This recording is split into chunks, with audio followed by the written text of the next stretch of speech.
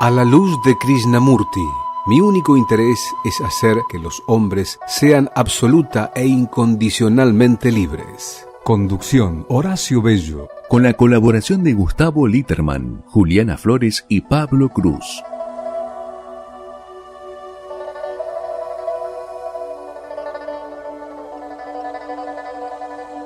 Buenas noches, amigos, amigas. Un nuevo programa de A la luz de Krishnamurti. Hoy estamos con nuestro amigo invitado, Francisco Ortega. ¿Qué tal, Francisco? Hola, ¿cómo va? ¿Todo bien? Bueno, siempre un gusto recibirte. Gracias. Reiteradamente gustosos de recibirte, y hoy en particular vamos a estar solamente nosotros con la presencia física, así que trataremos de sacarle jugo acá a Francisco para que además me ayude a evitar que me quede afónico como ocurre regularmente.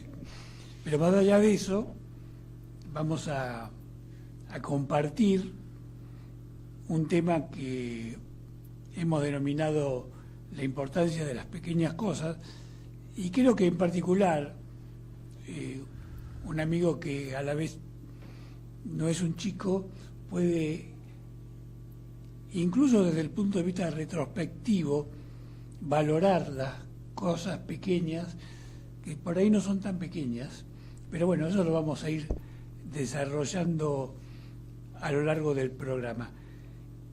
Ahora le voy a dar la palabra un minuto a Francisco para que haga una muy breve introducción, y luego voy a hacer algo que en general no hago, y es pedirle a Juli, que nos grabó una breve síntesis desde mi punto de vista de cuál es el eje de mi planteo al respecto, que son un par de minutos que le vamos a pedir a Sebastián que lo pase, pero antes de pasarlo quiero escucharlo a Francisco para de algún modo hacer una introducción al tema, ¿no? Las pequeñas cosas. Cuando me propusiste el tema, se me vinieron a la mente un montón de cosas, ¿no?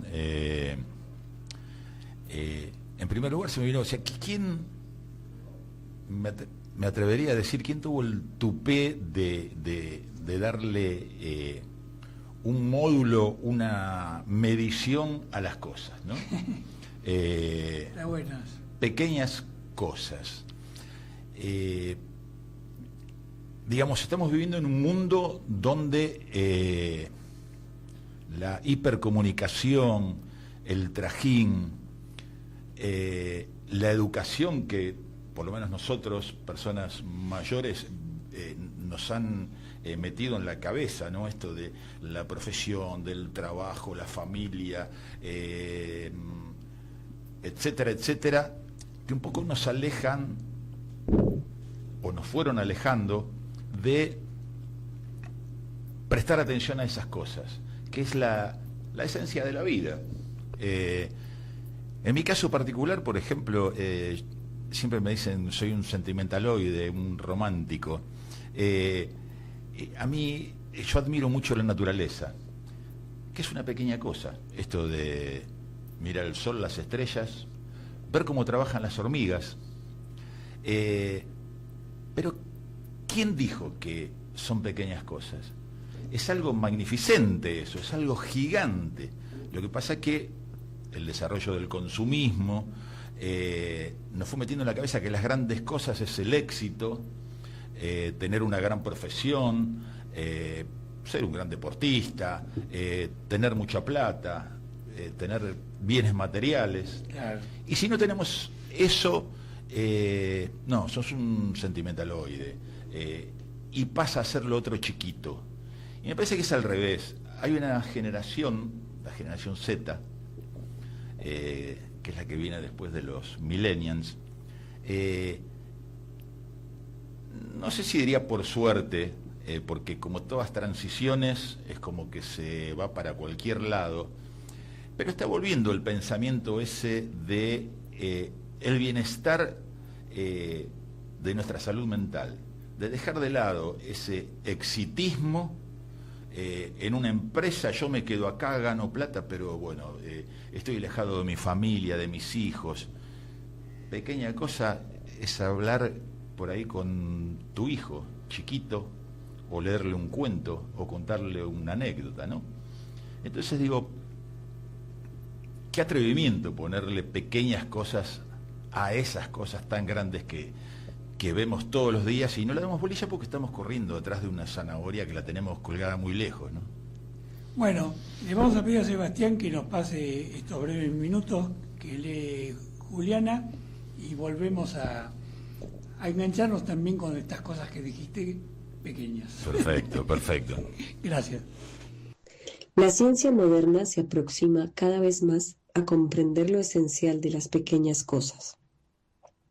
El conocimiento de que en lo micro operan fuerzas o energías sutiles e invisibles que direccionan las acciones y por ende la existencia, nos da una respuesta adecuada sobre la que la sensibilidad de unos pocos advirtió en distintos tiempos. Nuestra cultura, sin distinciones territoriales, con honrosas excepciones, tiende a estimular respuestas macro y ello obstaculiza la fina observación de lo pequeño. Las explicaciones totalizadoras terminan siendo rudimentarias ante los hechos de nuestra vida real y cotidiana. Los pequeños cambios son la puerta imprescindible de acceso a una nueva forma de vivir. Krishnamurti lo advirtió repetidamente, sin desmedro del intento de comprender a cada paso lo esencial, lo profundo y lo totalizador. Llama la atención de la contradicción que la mayoría tenemos entre nuestro discurso y nuestras conductas cotidianas, y es que no se trata mayormente de una cuestión moral, sino de la naturaleza de nuestra mente, la que debemos resetear para el verdadero cambio y comprender, entre otras cosas, que la mente mecánica opera a cada paso y desdibuja con nuestra conducta diaria lo que nuestros ordenados discursos intentan esbozar. Es por ello que, como contrapartida, desarrollar una atenta capacidad de observación de las pequeñas y grandes acciones del diario vivir y valorarlas adecuadamente resulta un camino muy útil para el conocimiento propio. Bueno, gracias. Bueno, tomando esto y retomando la palabra de Francisco, me gustaría agregar que quizás uno de los problemas centrales que tenemos, compartiendo gran parte de lo que dijo Francisco, es que hemos perdido, no sé si lo hemos tenido alguna vez, porque tampoco me gusta hablar de tiempos dorados pasados que no me constan que hayan existido, pero no tenemos, o por lo menos no tenemos la gimnasia adecuada para percibirlo, la capacidad de comprender la importancia de las pequeñas cosas. ¿Y a qué voy? A que en realidad no es una cuestión simplemente de maldad o de campañas conspirativas o políticas que por supuesto existen, ¿no? De gobiernos determinados, sino que es algo que viene de arrastre de una cultura que se viene gestando desde hace largo tiempo y que te estimula para tener, digamos, como decía Francisco, la zanahoria delante permanentemente. Entonces, cuando vos tenés un objetivo macro, salís disparado atrás de esos objetivos y en ese disparar estás perdiendo la capacidad de observación del recorrido. Exacto, sí, nos disfrutamos del camino. Claro. Entonces, ¿qué es lo que ocurre? Que cuando desarrollas la cualidad de ver esas pequeñas cosas, lo que estás haciendo es detenerte en cada parada para observar, como decías vos, la naturaleza, las conductas de los demás, los animales, el amor que te da las cosas que vos en algún momento dejaste de lado como poco trascendentes y que vas paradójicamente incorporando como importantes. Pero además, me parece que quizás sea lo clave. Observar las pequeñas cosas te ayuda a comprender la vida, porque la vida que hemos inventado no es la vida real. En absoluto. La vida real está en las pequeñas cosas, como dijiste vos. Entonces, más allá del romanticismo, o que seas un soñador, o que te pongan el cartelito de romanticoide. Es un título que nos ponen como desplazando, ¿no? O sea, desplazándonos del éxito. El éxito es esto, el éxito es un habano, una vista al puerto, en una gran empresa, soy director. Pero también pienso cuánta vida te cuesta eso, ¿no? Claro. Y creo que justamente en nuestro caso, que hemos tenido, no sé si la dicha, pero el hecho de haber transcurrido muchos años, podemos decirlo en carne propia, en el sentido estricto del concepto. Es decir, hemos recorrido también la ignorancia de la zanahoria. Totalmente. Entonces, nos consta que la vida pasa por otro lado, que lo esencial pasa por otro lado. Y lo que tratamos es de transmitir por ahí a las generaciones jóvenes un mensaje para que no pierdan el tiempo como hemos hecho muchas de las generaciones anteriores, atrás de objetivos que no te dan felicidad, porque además desnaturalizan la calidad de vida, ¿no? Sí, totalmente. Esto de ser una pareja o un padre, una madre que trabaja mucho, es exitosa, es una profesional de trayectoria, que deja al hijo con alguien que lo cuide. Y digo, ¿qué más preciado es observar, ver el crecimiento de tu hijo, poder charlar, transmitirle, aprender de ese niño? Bueno, eso sería una pequeña cosa. Yo te cuento una pequeña anécdota, porque en realidad soy un romanticón de esas cosas. Debe ser la edad también, ¿no? Que por ahí te aleja un poco de algunas cosas. Yo siempre digo, con esto del éxito y el trabajo y las empresas, digo, yo total no voy a ser rico, entonces quiero dedicarme a esas pequeñas cosas. El objetivo de ser rico me parece que ya se pasó, claro, para mí. Entonces digo, yo tengo una niñeta muy chiquita en su momento y nos quedamos en la terraza mirando las nubes. Más allá de las creencias, religiones y todo ese tipo de cosas, pero le buscábamos formas a las nubes. Entonces me preguntaba por qué corrían las nubes. Yo le explicaba, qué sé yo, el viento, que acá se notaba más porque teníamos un punto de referencia, los edificios, bla, bla, bla, bla, bla. Y me dice, esas nubes son muy débiles. Yo, ¿cómo débiles? Y me dice, sí. Dice, porque yo estaba en una nube fuerte, sólida, y no era exactamente la palabra sólida por la que tenía, ¿no? Pero digo, ¿qué hacías arriba de las nubes? Y se estaba buscando a mi papá y a mi mamá. Se me pone la piel de gallina cuando lo cuento, porque y le digo, pero y cuando los encontraste, y me dice, los amé.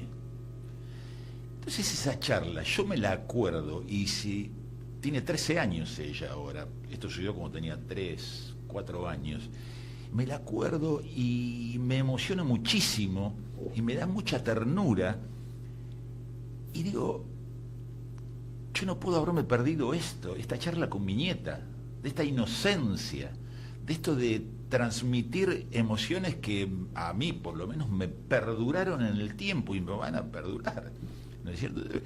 Decís, perderse esas cosas que son pequeñas, ya te digo, la pasamos a la tabla o a la columna de las pequeñas cosas. Vos tenés muchas plantas, yo también tengo plantas, no sé si te gustan las plantas, pero ver que tiene una hoja nueva en la planta, yo me fijo y lo veo. Y después me comparo, ¿no? Y digo, yo estoy pensando en la planta que tengo que producir, tengo que trabajar, tengo que ganar plata, tengo que ir. Pero ¿a qué costo? De perder toda esa observación. Y tal vez, ya te digo, la edad hace que le demos más bola a esas cosas, a las pequeñas cosas, que son las que te nutren, las que te traen lindos recuerdos, las que te reconfortan.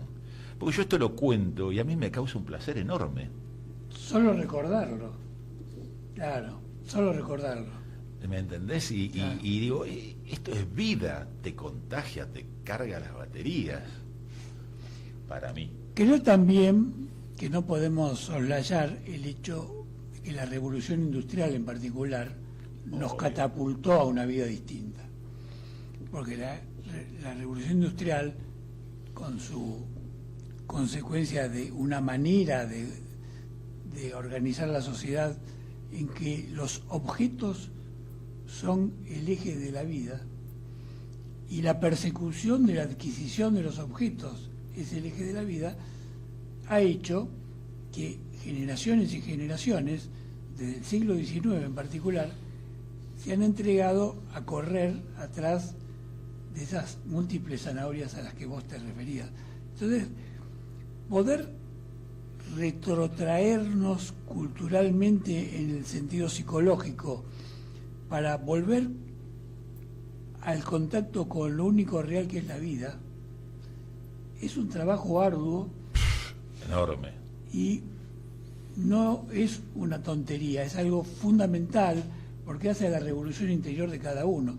Y además desarrolla algo que muy pocas personas desarrollan, que es la sensibilidad. La sensibilidad es lo que te permite percibir aquello que otro no ve. Sí, sí, totalmente.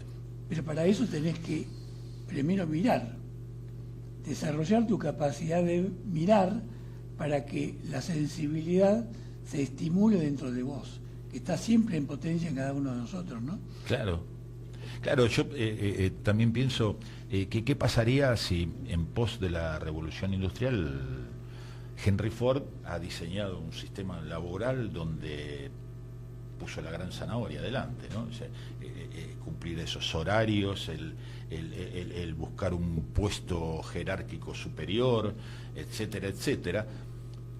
Si este señor se hubiese dedicado en esa revolución a hacer lo contrario, es decir, seamos observadores de la naturaleza, de la vida, de nuestro crecimiento, de nuestro interior, ¿qué hubiese pasado, no? Claro. La Hubiese pasado con la humanidad. Claro, claro, porque toda esta revolución industrial ha hecho que seamos antropófagos, ¿viste? De nuestros semejantes. Claro. O sea, el coaching laboral que hacen, donde te enseñan, no quiero sin ninguna animosidad, tener una motosierra y al que está al lado, siendo más inteligente, siendo más audaz en los emprendimientos, siendo más seguro al decir, si tenemos que borrar esta empresa, la borramos y me importa un pito lo que pase con la gente. Claro, claro. Entonces eso es un exitoso empresario que sos terrible, pero te enseñan constantemente a dejar de lado todo eso. Es un método de distracción también, ¿no? Digo yo, para que nos olvidemos de esas cosas y sigamos así en esta revolución. Así es. Bueno, vamos a volver a un pequeño descanso poético muy breve. Seguramente cuando escuches este breve poema vas a recordar parte de tu vida. Así que le vamos a pedir a Sebastián que lo diga, o mejor dicho, que lo diga Juliana con su voz, y a Sebastián que lo ponga al aire. Gracias. Música, porque sí. Música vana, como la vana música del grillo. Mi corazón, eglógico y sencillo, se ha despertado grillo esta mañana. ¿Es este cielo azul de porcelana? ¿Es una copa de oro el espinillo? ¿O es que en mi nueva condición de grillo veo todo al grillo esta mañana? ¡Qué bien suena la flauta de la rana! Pero no es son de flauta en un platillo, de vibrante cristal de a dos desgrana. Gotas de agua sonora. Qué sencillo es a quien tiene corazón de grillo interpretar la vida esta mañana. Bueno, Conrado Lalé Roslo. Y no tiene que ver, y tiene que ver, porque justamente la cualidad que tiene el poeta en describir un estado anímico en la observación de la vida a través de la metáfora del grillo nos permite entender que la actitud que tenemos frente a las cosas es fundamental para que las cosas tomen el vuelo que a veces le impedimos tener por la mediocridad de nuestra mente. Es decir, nuestra incapacidad de mirar es lo que opaca las cosas, no las cosas en sí mismas, ¿no? Hablábamos hoy de estos días grises que nos eclipsan, y quizás si pudiésemos valorar también la belleza de una lluvia como corresponde, podríamos no tener un día gris, sino un día de color gris que es distinto, ¿no? Bueno, me parece que todo esto es muy importante para entrar, digamos, en un campo que es la sensibilidad humana. Porque en definitiva, cuando se me ocurrió hablar de esto, lo hice con el propósito de destacar una de las ramas que tiene el ser humano para caminar por el desarrollo de su propia sensibilidad. Y justamente una de las actitudes más insensibles que tenemos es no mirar a tu semejante y no mirar la vida como tal. Y la vida se expresa en cada una de las cosas que nosotros vamos observando, recorriendo, transitando, viviendo. Incluso más, las pequeñas cosas, como dice la canción de Serrat, que quedan grabadas en nuestra mente, totalmente, en nuestro recuerdo, y que, sin ser uno un nostálgico crónico, te permiten también reflexionar en los momentos de angustia, en los momentos de aceleración, en los momentos de sentir el vacío sobre nosotros, ayudarnos con eso que está siempre presente, que es la vida misma. Vamos a poner ahora el tercer audio, porque dentro de unos minutos nos va a llamar Gustavo y queremos compartir con él el programa, que es una síntesis que ha hecho muy interesante Raúl sobre la visión que Krishnamurti tiene al respecto, y luego sí vamos a hacer la segunda parte del programa, seguramente compartiendo con Gustavo. Así que le pedimos a Sebastián que lo ponga al aire. Gracias. Para Krishnamurti, las pequeñas cosas no son pequeñas. La forma en que uno habla, come, camina, escucha a otra persona, observa un árbol o responde a una contrariedad, revela el estado completo de la mente. No hay una separación entre lo cotidiano y lo trascendente. Él insistía en que la verdad no se encuentra en experiencias extraordinarias, sino en la atención plena a lo que sucede en cada instante. Si uno no puede observar con claridad un gesto de impaciencia, un pensamiento de envidia o el canto de un pájaro, difícilmente podrá comprender cuestiones más profundas. Krishnamurti decía, en esencia, que la manera en que vivimos cada minuto es nuestra vida entera. La transformación no ocurre en un futuro ideal ni mediante grandes actos de voluntad. Comienza cuando prestamos atención, sin juzgar ni escapar a los hechos más simples del presente. Algunos ejemplos de esas pequeñas cosas que él consideraba fundamentales son: escuchar a otra persona sin preparar una respuesta, observar una flor, un árbol o el cielo sin nombrarlos inmediatamente, advertir el surgimiento de la ira, el miedo o el deseo mientras aparecen, tratar con cuidado los objetos, los animales y las personas, mantener orden y sensibilidad en la vida diaria, no por disciplina impuesta, sino porque una mente atenta naturalmente actúa con orden.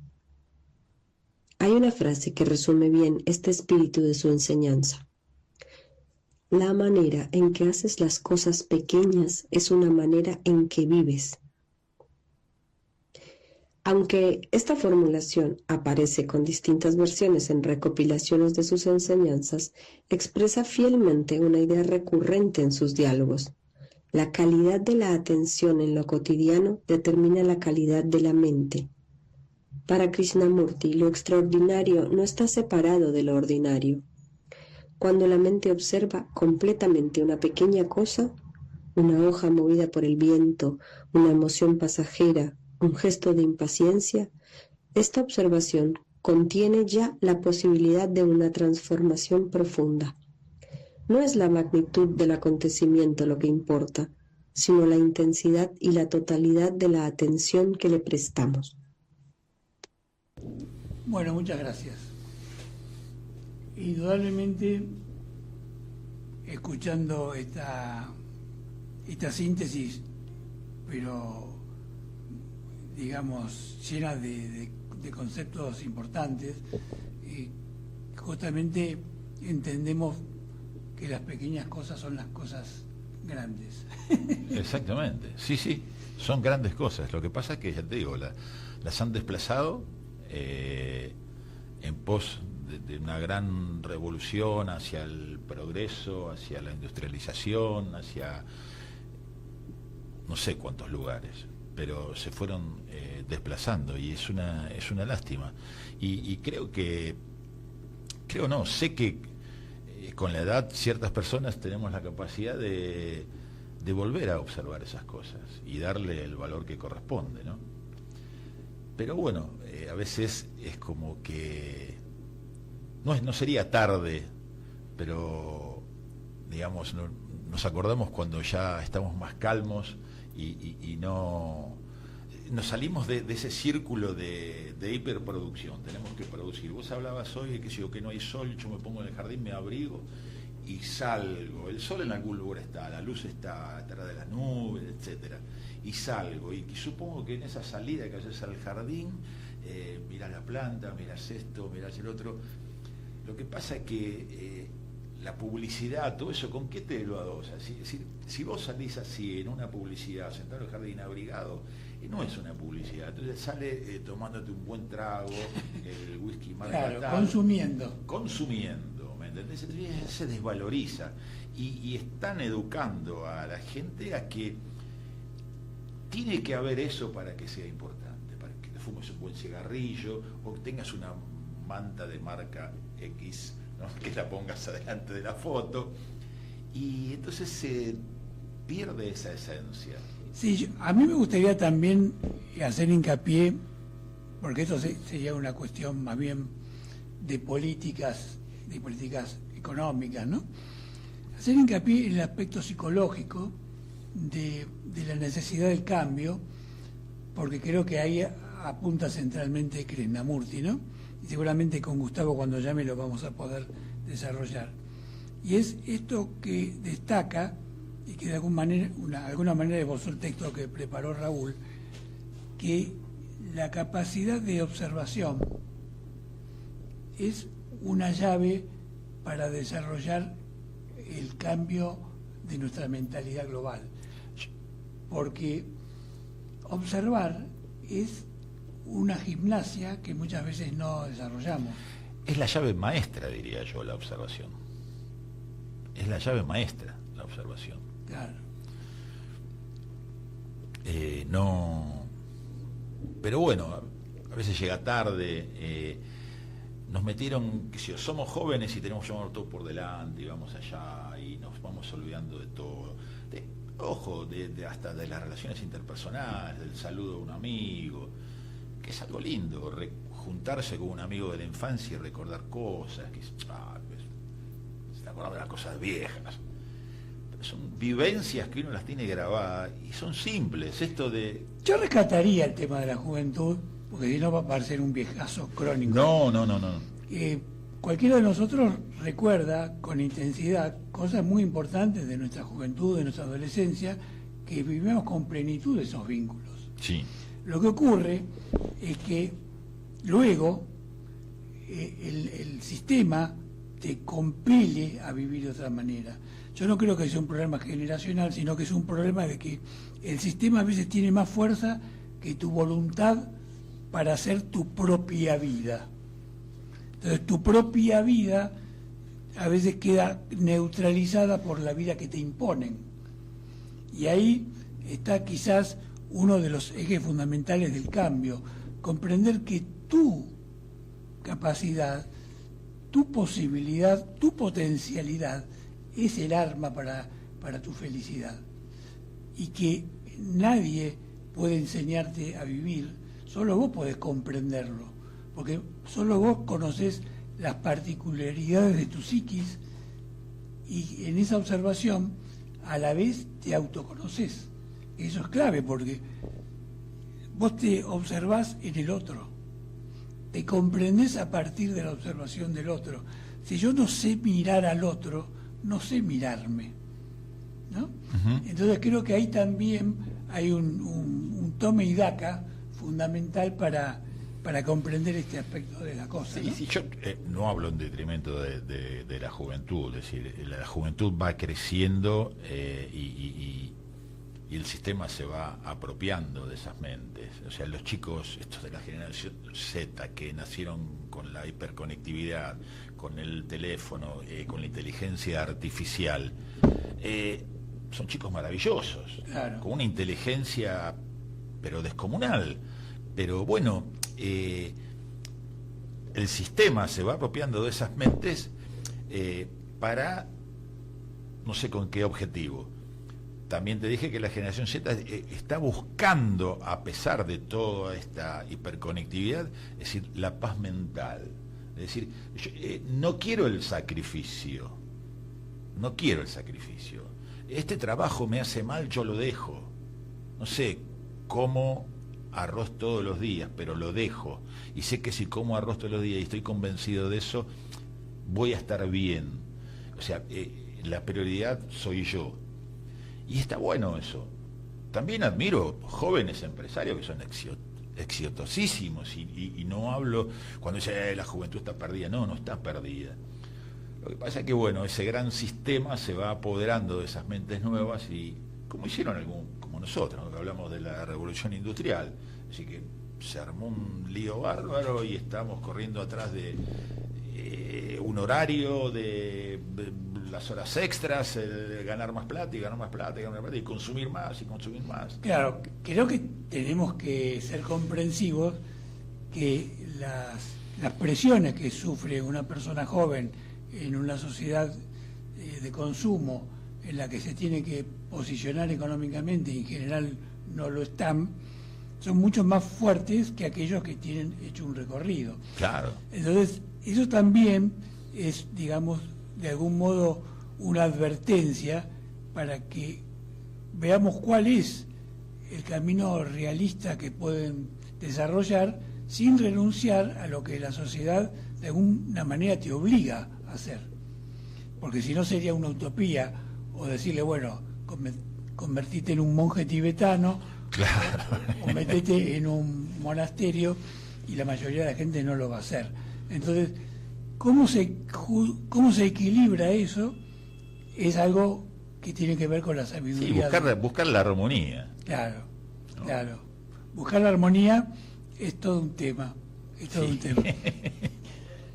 ¿Está Gustavo en la línea? Bueno, vamos a compartir con Gustavo estos últimos minutos del programa. ¿Qué tal, Gustavo? ¿Cómo andás? Hola, ¿qué tal, Horacio? ¿Cómo estás? Muy bien. ¿Qué tal, Francisco? Gustavo, ¿cómo te va? Un gusto Muy escucharte. bien, muy bien, muy bien. Y realmente impactado por la sutileza con que te expresaste, porque cuando hablaste del éxito y nombraste a Gano, yo sé que te estabas refiriendo a Bill Clinton. Y entonces digo, qué profundidad, ¿no? de qué manera tan extraordinaria hace ingresar una idea, una imagen. Bueno, espectacular lo tuyo. Bueno, gracias. Espectacular. Esa relación de éxito Habano-Clinton fue algo sublime. Bueno, parece que a no todo el mundo le fue bien después de fumar el habano, ¿no? No, a mí lo que me impacta no es el resultado final, sino esa síntesis. Sí, claro. Bueno, que entrega... Nos tiene acostumbrado, Francisco. ¿No? Entonces, bueno, pongámonos serio, vamos. Pongámonos serio, vamos. A ver, mira, ¿qué vos te gustaría hablaste decir? de sensibilidad, Horacio. Sí, dale. Acá hay una frase que rescaté por supuesto, de Diario 1, ¿no? Que después, si quieren, ustedes la desarrollan, pero dice: la sensibilidad es por completo diferente del refinamiento. La sensibilidad es un estado integral. El refinamiento es siempre parcial. No hay sensibilidad parcial. O ella es el estado de la totalidad del propio ser, el estado de la conciencia total, o no existe en absoluto. La sensibilidad no es para ser acumulada poco a poco, no se la puede cultivar, no es el resultado de la experiencia y el pensamiento, no es un estado emocional. Creo que es muy interesante degustar esto, ¿no? Porque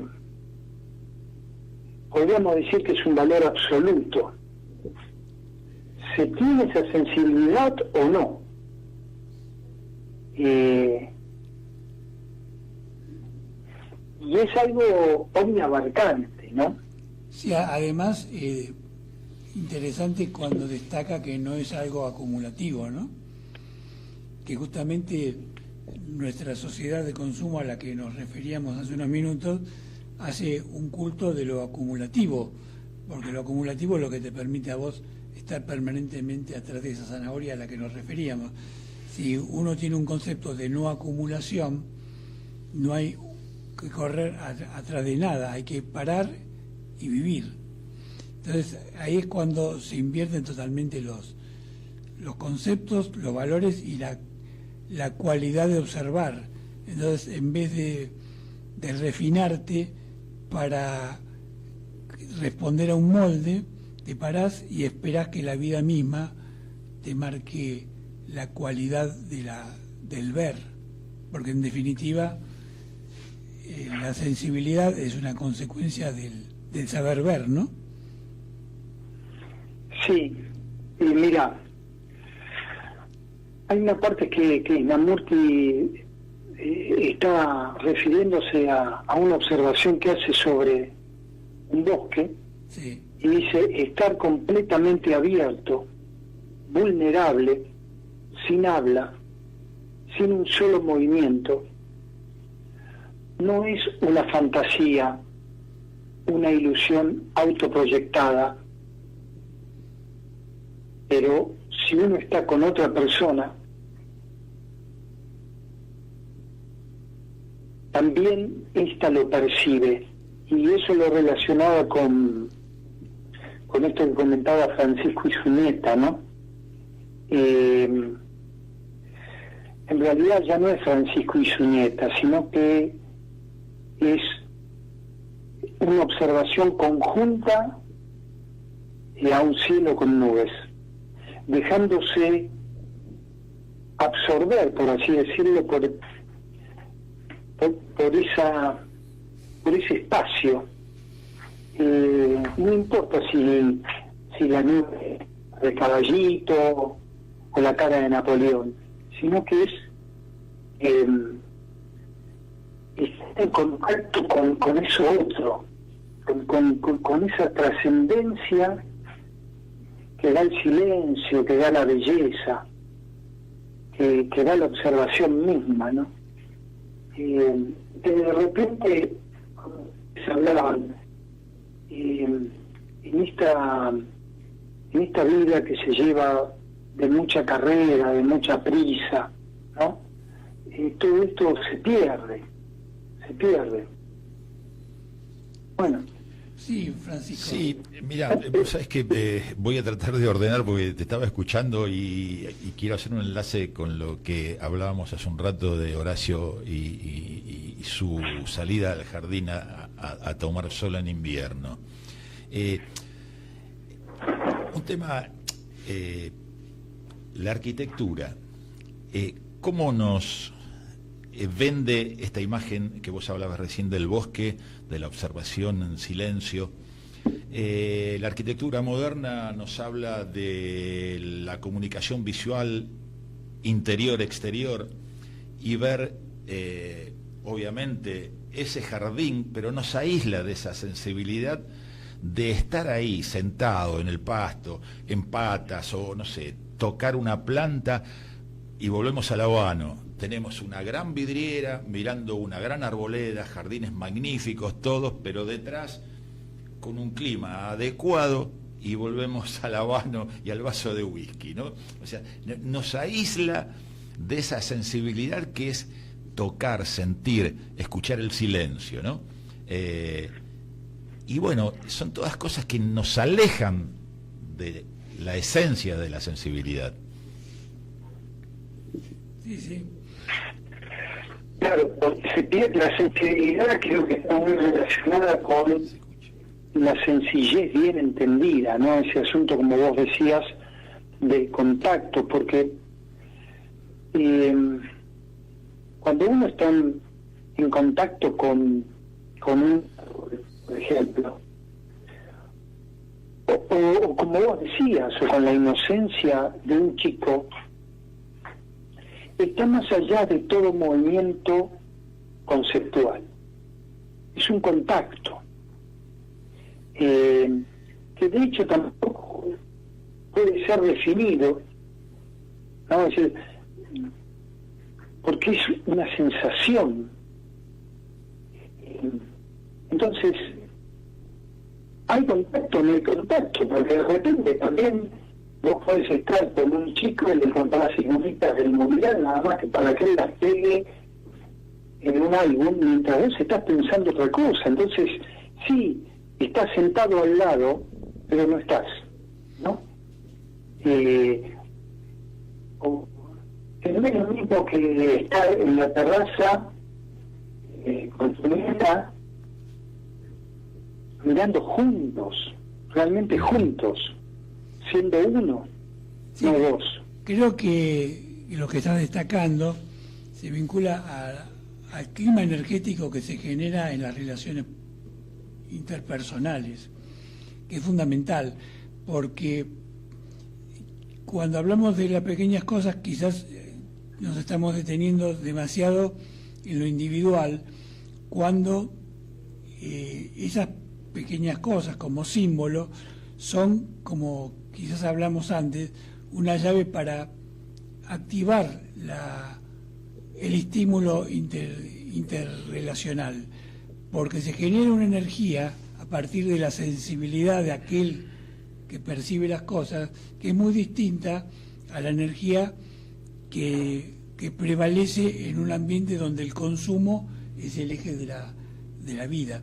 Entonces, creo que también ahí hay una clave no explícita, por la cual uno puede entender que se puede vivir de una manera absolutamente distinta, sin renunciar a los objetivos materiales que uno se plantea, porque tampoco, como decíamos hace un rato, es cuestión de renunciar porque una cosa es incompatible con la otra, sino encontrar ese equilibrio personal que te permite simplemente entender qué es lo más importante. Simplemente eso. Lo que sucede que se ha establecido por un principio de dualidad, justamente, ese tema de si sos sensible, no podés perseguir lo material. No se trata de eso.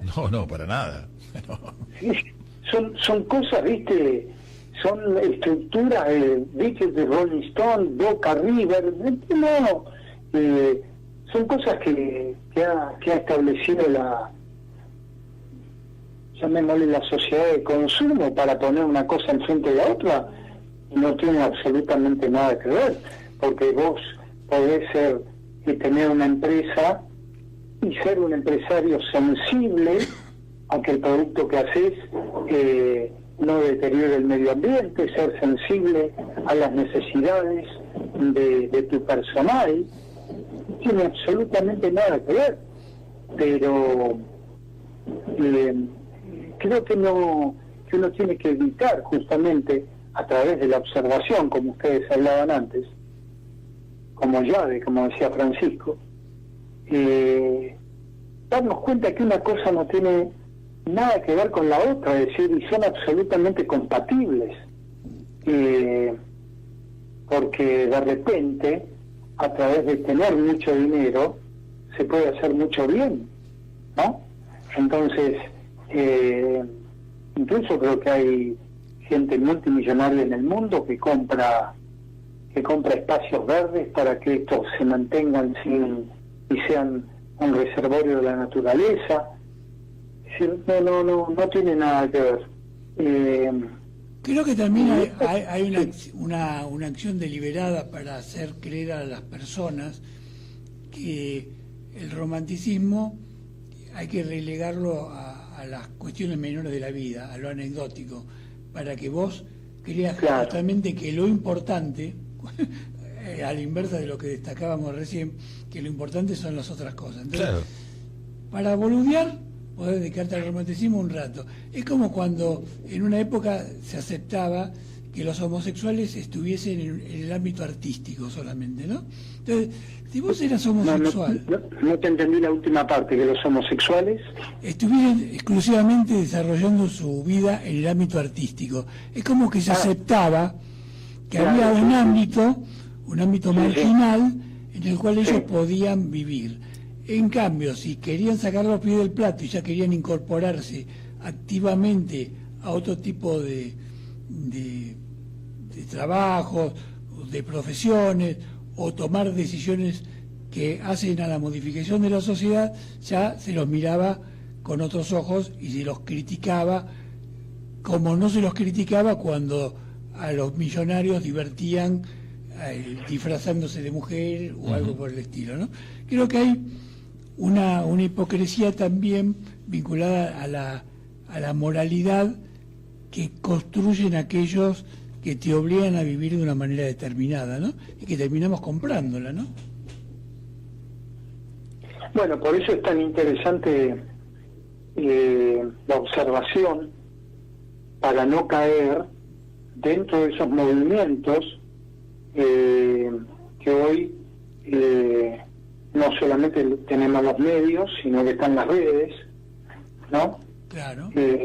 Generando corrientes de información en las cuales, bueno, uno debería tomarse el tiempo de observar, y acá sí entraría el análisis de hacia dónde esa información me quiere conducir, claro, ¿no? Porque eso también está en relación a la sensibilidad propia, que uno diga, bueno, en este juego no voy a entrar porque me saca, como dijo Francisco, algo que me gustó mucho, ¿no? Ordenar. Porque finalmente vos fíjate que nosotros como humanos buscamos la seguridad. Y no nos damos cuenta que la seguridad termina siendo una estructura muy rígida en la cual quedamos atrapados, en lugar de entrar en lo dinámico del orden, ¿no? claro. Entonces, ver detenidamente eso, para ver qué movimiento estamos haciendo en nuestra propia vida, más allá de las palabras bonitas que podamos decir, sino si realmente hay ese movimiento que permanentemente busca el orden, que sería un movimiento armonioso y no algo estructurado de la seguridad, como decía Francisco, ¿no? Tengo que trabajar tantas horas para ganar tanta plata, bueno, pero ¿para qué? No, dice, bueno, tengo seguridad. Pero viene por otro lado, quizás también el tema de la vida. No sea cosa que trabajar tanto tenga plata, pero sienta mi propio fracaso como humano. Claro, ¿de qué me estoy perdiendo? Pero es interesante también lo que destaca Gustavo, la diferencia entre seguridad y orden, porque la seguridad es algo rígido y en general genera miedo. Es decir, aquel que tiene una necesidad compulsiva de seguridad está trabajando desde el miedo. En cambio, el orden dinámico te permite comprender que hay algo que está más allá de tus decisiones y que ese orden se establece a partir de la sabiduría de la vida misma. Entonces, te saca la mochila de creer que todo depende de vos y de tu voluntad. Y la paradoja está que cuando vos dejás que tu ego descanse, es cuando más tranquilidad conseguís en la existencia, ¿no? Sí, seguro. Lo que pasa es que a través de la observación y de la autoobservación tenemos que aprender que son cosas que se vienen y son inevitables. Entonces tenemos que tener la sabiduría suficiente como para poder convivir en un equilibrio entre esas cosas que se vienen y de lo que es mi esencia, mi ser, ¿no? Por ahí es diferente al tuyo, o por ahí hay digamos, situaciones comunes que nos hacen nuclear en un grupo, pero sin separarme de lo que soy, sin separarme de mi esencia, sin separarme de mi sensibilidad, ¿cómo convivir con lo que se viene? Claro. O sea, sin la revolución industrial se vino y se vino y se vino. Lo que se viene, la inteligencia artificial, y bueno, ¿cómo nos manejamos? ¿Cuál es el límite? Claro, ¿qué hacemos con esto? ¿Cuál es el límite que yo me pongo para esto? Y convivir. No podemos ser rebeldes, revolucionarios, estoy en contra de todo, estoy en contra del sistema, porque bueno, si no sería aislarse y quedarse ahí en un grupo muy reducido de personas que, bueno, nada les cae bien. Pero si observamos en qué nos afecta, cómo se nos viene esto, cómo es el desarrollo de mi vida con esto, es decir, buscarle la vuelta como para convivir con todo eso sin que nos dañe. Bueno, y creo que también es muy importante entender que esta sensibilidad que te permite percibir lo que hemos denominado las pequeñas cosas, también es una sensibilidad que te ayuda a comprender a tu semejante. Totalmente.